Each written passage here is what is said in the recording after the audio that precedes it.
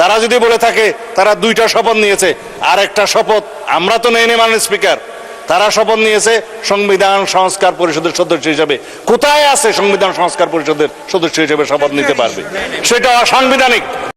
এই কমিটিতে অংশগ্রহণ করব না এটাই নয়, বরঞ্চ এই পর্বটা আমরা যেহেতু জনগণের রায়কে সম্মান করা হচ্ছে না, তার প্রতিবাদে আমরা ওয়াকআউট করছি। ধন্যবাদ মাননীয় স্পিকার। এটি প্রথম অধিবেশনেই মাননীয় স্বরাষ্ট্রমন্ত্রী উপস্থাপন করেছিলেন। সেই দিনই আমরা আমাদের অবস্থান স্পষ্ট ব্যক্ত করেছি। এরপরে এটা সঠিক যে কয়েক দফায় মাননীয় চিফ হুইপ স্বরাষ্ট্রমন্ত্র মহোদয় আমাদের সাথে যোগাযোগ করেছেন, বসেছেন। আমরা আমাদের অবস্থান স্পষ্ট করেছি। আমরা কখনো বলি নাই যে আমরা নাম দেব সদস্যদের। আমরা কনসেপচুয়ালি এটাকে অ্যাকসেপ্ট করি নাই। আমরা বলেছি আমরা জাতির কাছে ওয়াদাবদ্ধ, যেমন ওয়াদাবদ্ধ ছিল বর্তমান সরকারি দল।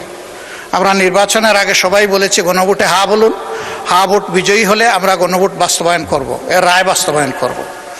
এবং এরই প্রেক্ষিতে আমরা দুইটা শপথ নিয়েছি, একটা সংসদ সদস্য হিসাবে আর একটা সংস্কার পরিষদের সদস্য হিসাবে। আমাদের দুইটা শপথই আমরা মনে করি বিদ্যমান আছে।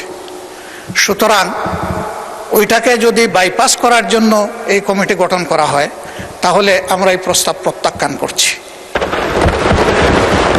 আমরা আমাদের আগের অবস্থানেই আছি। আমরা মনে করি গণতন্ত্রের দাবি হচ্ছে জনগণের মতামতকে মেনে নেওয়া। সেই মতামত 70%-এর কাছাকাছি জনগণের মতামত।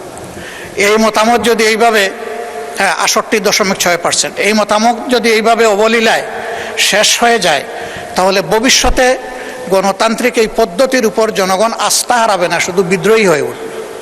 আমরা মনে করি যে জনগণের এই অভিপ্রায় মতামতকে কোনোভাবেই অগ্রাহ্য অপমান করা উচিত হবে না।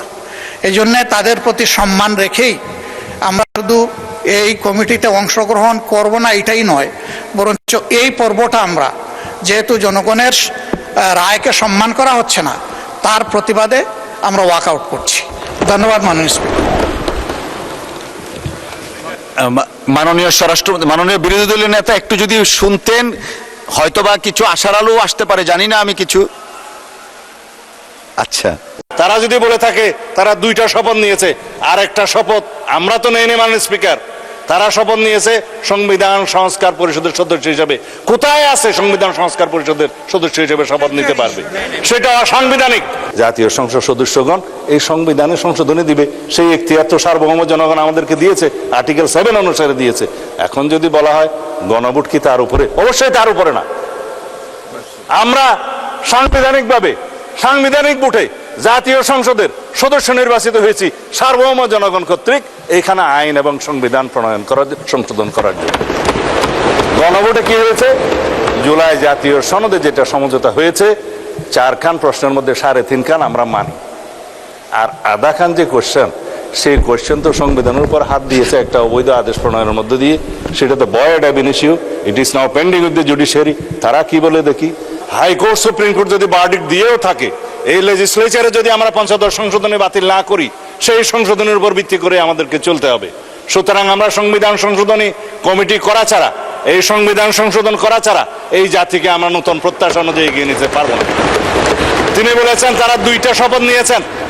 মাননীয় স্পিকার, দুইটা শপথ দিলে প্রথম শপথ তো অবৈধ হয়ে যায়। বর্তমান সংবিধান অনুসারে নির্বাচন অনুষ্ঠান হয়েছে, বর্তমান সংবিধান অনুসারে এই জাতীয় সংসদের অধিবেশন আহ্বান করেছে মহামান্য রাষ্ট্রপতি, সেই সংবিধান অনুযায়ী এইখানে জাতীয় সংসদ বৈঠক অনুষ্ঠিত হয়েছে, এবং সেই সংবিধান অনুযায়ী এখানে রাষ্ট্রপতির ভাষণ হয়েছে, এবং সেই ভাষণের উপরে তারাও আলোচনা করেছেন, আমরাও আলোচনা করেছি। মাননীয় স্পিকার, এখনো পর্যন্ত সাংবিধানিক নিয়ম অনুসারে সেই ধারাবাহিকতায় এই জাতীয় সংসদের প্রত্যেকটা অধিবেশন, প্রত্যেকটা বৈঠক পরিচালিত হচ্ছে। সুতরাং তারা যদি বলে থাকে তারা দুইটা শপথ নিয়েছে, আর একটা শপথ আমরা তো নেইনি মাননীয় স্পিকার, তারা শপথ নিয়েছে সংবিধান সংস্কার পরিষদের সদস্য হিসেবে। কোথায় আছে সংবিধান সংস্কার পরিষদের সদস্য হিসেবে শপথ নিতে পারবে? সেটা অসাংবিধানিক।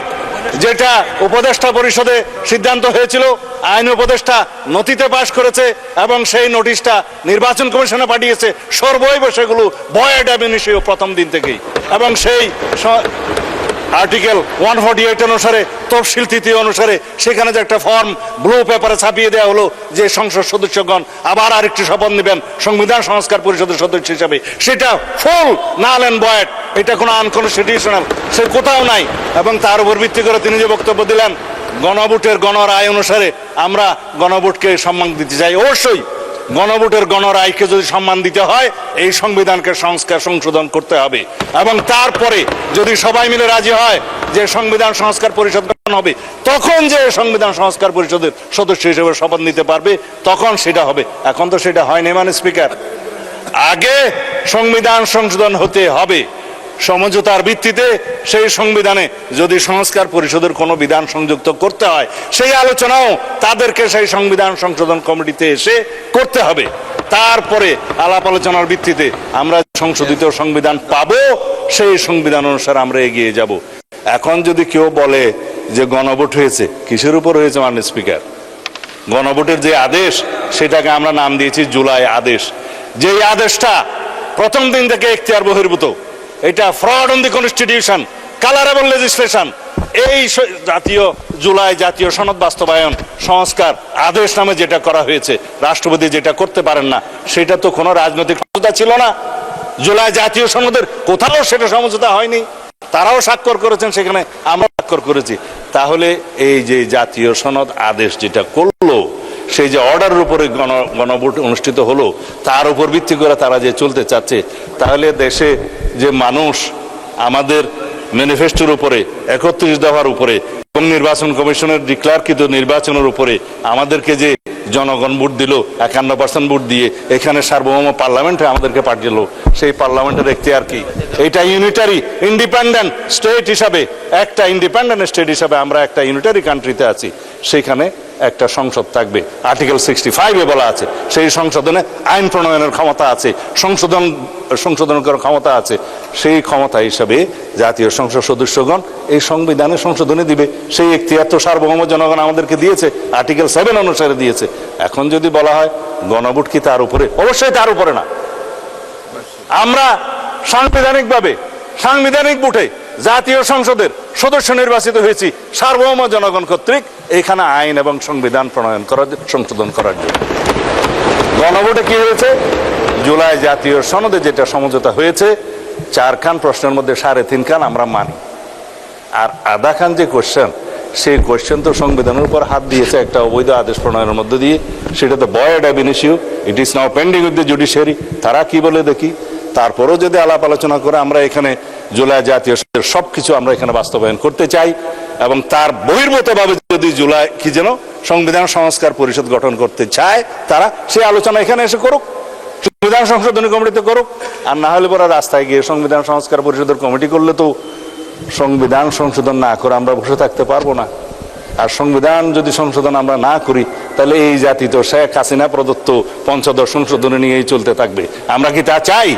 আমরা অবিলম্বে ইনশাআল্লাহ এই সংবিধান সংশোধনী কমিটি গঠন করা হয়েছে, আমরা বৈঠক করব এবং এই জাতির শ্রেষ্ঠ সন্তানদের সাথে আমরা আলোচনা করব, স্টেক হোল্ডারদের সাথে আলোচনা করব, জুডিশিয়ারির সাথে আলোচনা করব, আইনজীবীদের সাথে আলোচনা করব, সুপ্রিম কোর্ট বার অ্যাসোসিয়েশনের সাথে আলোচনা করব, আমাদের পত্রিকার সমস্ত সম্পাদক এবং ডিজিটাল আর প্রিন্ট মিডিয়ার সমস্ত সম্পাদকদের সাথে আমরা আলোচনা করব, অন্যান্য স্টেক হোল্ডার বুদ্ধিজীবীদের সাথে আলোচনা করব, সংবিধান সংসদ বিশেষজ্ঞদের সাথে আলোচনা করব, জুলাই জাতীয় সনদ প্রণীত হয়েছে যে সমস্ত রাজনৈতিক দল স্বাক্ষর করেছে তাদের সাথে বসে আলোচনা করব, সংসদে আলোচনা করব, বৈঠক করব, তারপর আমরা সুপারিশ প্রণয়ন করব।